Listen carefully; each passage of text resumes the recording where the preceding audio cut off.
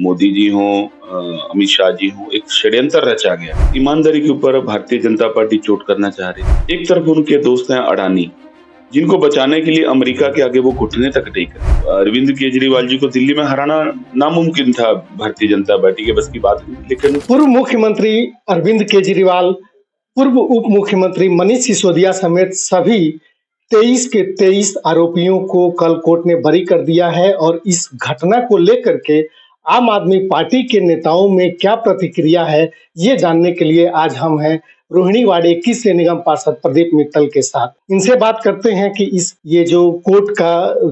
जो निर्णय आया है उसको लेकर के आम आदमी पार्टी कितनी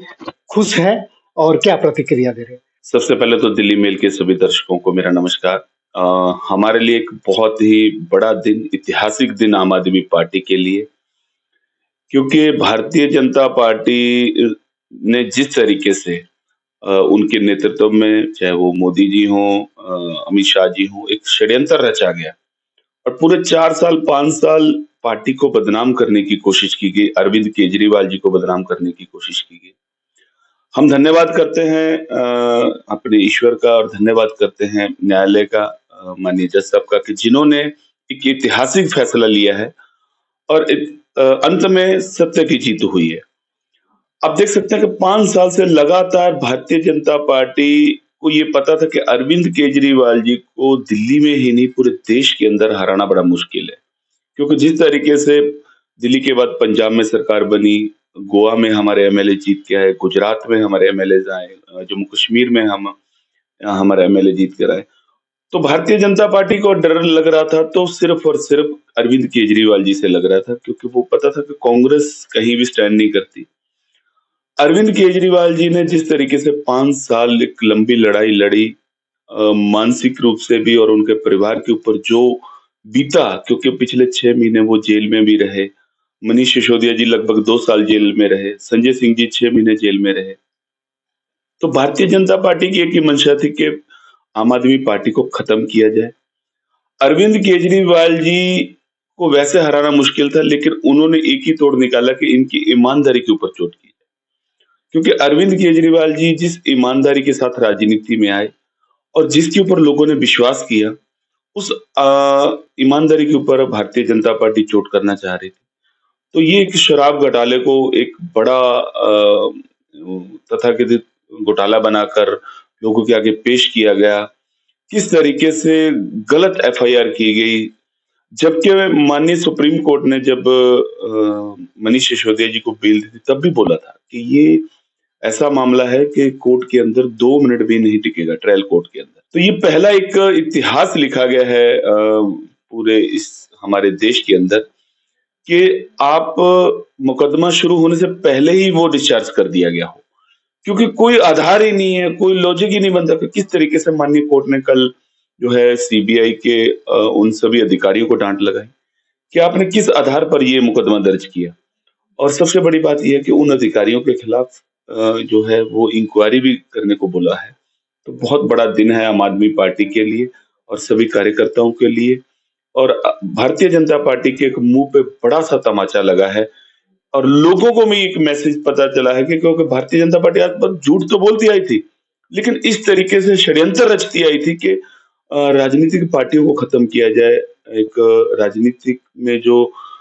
ईमानदार लोग हैं उनके ऊपर चोट की जाए। एक तरफ उनके दोस्त हैं अडानी, जिनको बचाने के लिए अमेरिका के आगे वो घुटने तक टेक रहे हैं, एक तरफ अपने देश के लोगों के खिलाफ इस तरीके का षड्यंत्र रच रहे हैं। तो ये आज पूरे देश के अंदर भारतीय जनता पार्टी बेनकाब हुई है और आने वाले टाइम में मुझे लगता है कि भारतीय जनता पार्टी का इस देश से सुपड़ा साफ होने वाला है। जब से आरोप लगे और भारतीय जनता पार्टी जिस तरीके से इस मामले को लोगों के बीच में लेके गई, जितना बड़ा शोर हुआ, मीडिया ट्रायल हुआ, ये पूरे प्रकरण के दौरान अब आप लोग अपने आप को कैसे देखते हैं कि वो कितना पीड़ादायक रहा, राजनीतिक रूप से कितना नुकसानदायक रहा? निश्चित रूप से देखिए, पीड़ादायक के साथ साथ नुकसानदायक भी रहा, क्योंकि एक ईमानदार छवि बनी हुई थी और अरविंद केजरीवाल जी को दिल्ली में हराना नामुमकिन था भारतीय जनता पार्टी के बस की बात नहीं, लेकिन किस तरीके से उन्होंने इस प्रोपेगेंडा को लोगों के बीच में लेकर गए। लेकिन हमें पूर्ण विश्वास था, अरविंद जी को पूरा विश्वास था कि एक दिन हम बरी होंगे ये सब उन्होंने भी बोला था जब वो बार-बार उन्होंने एक ही स्टेटमेंट दी थी कि ये मेरे खिलाफ केस बनता ही नहीं है, ये केस है ही नहीं कुछ क्योंकि ना ही कोई पैसे का लेन-देन हुआ, ना रिकवरी हुई। तो किस तरीके से ये उनकी छवि को खराब करने का काम किया, इसमें दिल्ली के 3 करोड़ लोगों का भी नुकसान हुआ, हम यही कहेंगे क्योंकि पिछले 1 साल में भारतीय जनता पार्टी की सरकार बनने के बाद जो हालात दिल्ली के अंदर हैं, तो लोग आज अरविंद जी को याद कर रहे हैं और अगर ये सब षड्यंत्र ना किया होता तो आज अरविंद केजरीवाल जी दिल्ली के मुख्यमंत्री होते। और लेकिन ठीक है, भारतीय जनता पार्टी ने अपना सब कुछ किया है और अब मुझे लगता है कि अब उनसे देश से जाने का समय आ गया और देश से बहुत जल्द भारतीय जनता पार्टी की विदाई होने वाली इस पूरे प्रकरण में जिस तरीके के आरोप हो, चाहे आम आदमी पार्टी हो या बाकी दूसरे राजनीतिक दल हो विपक्ष के, वो हो, या फिर जिस तरीके से हेमंत सोरेन को जेल में डाला गया, अरविंद केजरीवाल, मनीष सिसोदिया को सीएम रहते हुए ये लोग जेल गए। आप लोगों को ये चीज लग रहा है कि अब वो समय आ गया है कि जो कोर्ट बार-बार सीबीआई को सरकार का तोता बोलती रही है और जिस तरीके से अभी सीबीआई का यूज हुआ है, आप लोगों को लग रहा है कि अब सीबीआई की कार्यशैली पर, उसकी नियुक्ति पर, उसकी कार्य प्रक्रिया, उस पर एक नए तरीके से पुनर्विचार होना चाहिए? मुझे लगता है कि जैसे कल हमारे माननीय जज साहब जिन्होंने डर से ऊपर होकर और ईमानदारी के साथ एक फैसला दिया है, ऐसे ही सभी हमारे सीबीआई के अधिकारियों को होना चाहिए था कि आप ये निष्पक्ष जांच करते और जो सही था उसको सही बोलना चाहिए था। लेकिन आज जिस तरीके से सीबीआई और ईडी का इस्तेमाल भारतीय जनता पार्टी ने किया और उनके तोता मैना की तरह काम करते रहे। आने वाले टाइम में अब जिस तरीके से कोर्ट ने बोला कि इनके खिलाफ इंक्वायरी होनी चाहिए और अगर इंक्वायरी होती है तो उनके खिलाफ मुकदमा भी चलना चाहिए और ऐसे लोगों को सजा मिलनी चाहिए कि आने वाले टाइम में कोई अधिकारी गलत करते हुए सोचे कि मैं किस तरीके से क्या क्यों गलत कर रहा हूँ। देखिए, सरकारें आती हैं जाती हैं, आज भारतीय जनता पार्टी है, कल भारतीय जनता पार्टी जाएगी, तो उन अधिकारियों को जवाब देना होगा। जब दूसरी सरकार आएगी तो उन अधिकारियों को जवाब देना पड़ेगा कि आपने किसके कहने पे कैसे काम किया। तो आज देश के अंदर ये कल से हमने जो देखा, लोगों में भी गुस्सा है कि एजेंसियां जो हैं वो अपना काम ईमानदारी से नहीं कर पाती। देखते हैं, जब भी कोई दुर्घटना होती है या कोई बड़ा कोई हादसा होता है तो हम एक ही बात कहते हैं कि सीबीआई से जांच होनी चाहिए। विश्वास था, उस विश्वास के ऊपर एक बड़ा दाग लगा है ये। तो उन एजेंसियों को सोचना चाहिए कि आप अपना काम ईमानदारी से करें क्योंकि आप सरकार की नहीं, आपको एक जो पद की शपथ दिलाई गई है वो ईमानदारी से काम करने की दिलाई, क्योंकि एक पुलिस के बाद या अन्य जब विभागों के अंदर कोई जाता है, सीबीआई या ईडी जैसे मामले जो होते हैं वो बड़े निर्णायक पूर्ण होते हैं कि उनके ऊपर जब सीबीआई जैसी एजेंसी इस तरीके का गलत इस्तेमाल करती है, तो कल देश के अंदर जो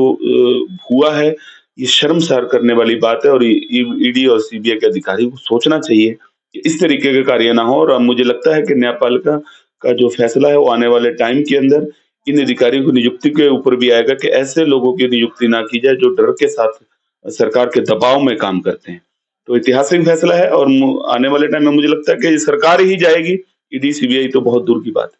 हालांकि कोर्ट ने सीबीआई के जो आईओ है उस पर जांच की बात की है। हमारा मानना तो ये भी है कि अगर जांच होना है तो आईओ की ही क्यों हो, सीबीआई के इस केस में जो आईओ है, आईओ जांच तो डायरेक्टर के लेवल पे भी होना चाहिए कि सारी जिम्मेदारी, इतनी बड़ी संस्थागत एक सिटिंग मुख्यमंत्री को अरेस्ट किया जाना, इतना सेंसिटिव मामले में सीधे डायरेक्टर लेवल पर जांच होनी चाहिए। डायरेक्टर की जांच हो कि वो किससे प्रभावित होकर के ये जांच करते हैं। आगे सवाल ये बनता है कि पिछले चुनाव में क्या आप लोगों को लगता है कि शराब घोटाला जो है पिछले चुनाव में आम आदमी पार्टी की हार का एक बहुत बड़ा कारण था? देखिए, अरविंद केजरीवाल जी दिल्ली के अंदर सत्ता में आए या देश के अंदर जो आम आदमी पार्टी का आज इतना बड़ा परिवार बना, उसमें सबसे बड़ा कारण था कि अरविंद केजरीवाल जी कट्टर ईमानदार आदमी है और उनकी सरकार के सभी लोग ईमानदार हैं। तो भारतीय जनता पार्टी ने उनकी ईमानदारी के ऊपर चोट की कि इतना बड़ा घोटाला हुआ है। तो पिछले 4 साल से उस प्रोपेगेंडा को चला कर लोगों में एक मैसेज दिया गया कि अरविंद केजरीवाल जी भ्रष्ट हैं। तो लोगों को भी कहीं न कहीं भारतीय जनता पार्टी की बातों पे यकीन हुआ कि मोदी जी जब बोल रहे हैं तो शायद सत्य बोल रहे होंगे। लेकिन हमने अपनी बात को हमेशा रखा था कि हम अ, ईमानदार हैं, हमने कोई ऐसा घोटाला नहीं किया। लेकिन कोर्ट के अंदर ट्रायल था तो इसीलिए अरविंद जी पिछले 1 साल से चुनाव के बाद आप देखा होगा कि वो साइलेंट मोड पर थे। वो चाहते थे कि एक दिन निर्णय आए उसके बाद अपनी बात रखें। तो कल उन्होंने बेबाकी से अपनी बात को रखा है और ये बोला है कि अगर भारतीय जनता पार्टी सच में चुनाव जीती है, तो कल एक दफ़ा दोबारा चुनाव करा कर देख ले, अगर 10 सीट भी आ जाए तो वो राजनीति छोड़ देंगे। तो ये पूरी दिल्ली की जनता भी बोल रही है, कल से हम लोगों के बीच जा रहे हैं, लोग भी बोल रहे हैं कि अगर आज भारतीय जनता पार्टी आज चुनाव कराती है, तो भारतीय जनता पार्टी का दिल्ली से फिर वही सुपड़ा साफ होने वाला है। एक अंतिम सवाल ये है कि पिछले 1 साल में जब तक दिल्ली में आम आदमी पार्टी की सरकार थी, पहली पंक्ति के जो नेता थे, चाहे अरविंद केजरीवाल हो, मनीष सिसोदिया हो, आतिशी हो, ये पूरे लोग दिखते रहे। लेकिन चुनाव में हार के बाद पहली पंक्ति के आम आदमी के सारे नेता कहीं पर्दे के पीछे चले गए और सौरभ भारद्वाज और दूसरे नेता जो है वो निकल करके बाहर आए हैं। अब जब कोर्ट की ओर से आरोप मुक्त कर दिया गया है, अब दिल्ली की राजनीति की दिशा कितनी तेजी से बढ़ने वाली है? देखिए, निश्चित रूप से हमारे नेताओं के ऊपर ये इल्ज़ाम लगाया गया था, तो पार्टी ने निर्णय लिया था कि जब तक ये चीज़ें क्लियर नहीं हो जाती, दोष मुक्त नहीं हो जाते, तब तक हम लोग बैक पर रहेंगे। क्योंकि कोई भी बात कहना वो उचित नहीं होता। लेकिन कल के बाद, जो आज दिल्ली में ही नहीं पूरे देश के अंदर हम लोग गुजरात के अंदर अभी निकाय चुनाव आने वाले हैं जहाँ पर लोकल बॉडीज़ के चुनाव है और मुझे लगता है कि अब गुजरात में भी आम आदमी पार्टी की सरकार बनेगी, पंजाब में हम रिपीट कर रहे हैं, गोवा के अंदर हमारी सरकार बनेगी। तो आने वाले टाइम में जो हम माहौल देख रहे हैं, वो दिल्ली ही नहीं पूरे देश के अंदर एक अलग माहौल है। लोग वही अरविंद जी को याद कर रहे हैं, 2012 के अंदर अरविंद जी एक ईमानदार छवि के साथ आए थे, आज फिर वही छवि के साथ लोगों के बीच में आ रहे हैं। कल हम जंतर मंतर पर हमारी पूरी लीडरशिप यहाँ पर जो है नेशनल लीडरशिप कल रहेगी क्योंकि पूरे देश से सभी लोग हमारे एमएलए सभी नेतागण पूरे देश से आ रहे हैं। तो कल एक बड़ी सभा जो है वो हम लोग जंतर मंतर पर करने जा रहे हैं और एक संदेश अरविंद जी कल ये देंगे अपने देशवासियों को कि हमने जो ईमानदारी की राजनीति शुरू की थी वो आज भी हमारी ईमानदारी के ऊपर जिंदा है और आगे भी इसी तरीके से हम ईमानदारी से लोगों की सेवा करते रहेंगे। ठीक है, बहुत-बहुत धन्यवाद। तो ये प्रदीप मित्तल जिनसे हम बात कर रहे थे, पूरी दिल्ली में आम आदमी पार्टी के कार्यकर्ताओं में एक नया जोश है। उनके नेता को जो एक ईमानदारी का मशाल लेकर के चले थे, उस पर जो आरोप लगे थे, उसको लेकर के जो निराशा थी, उस निराशा से बाहर निकलते हुए आम आदमी पार्टी के कार्यकर्ताओं में अब जोश है, एक नई उम्मीद और एक नई शक्ति के साथ आगे बढ़ने की कोशिश है।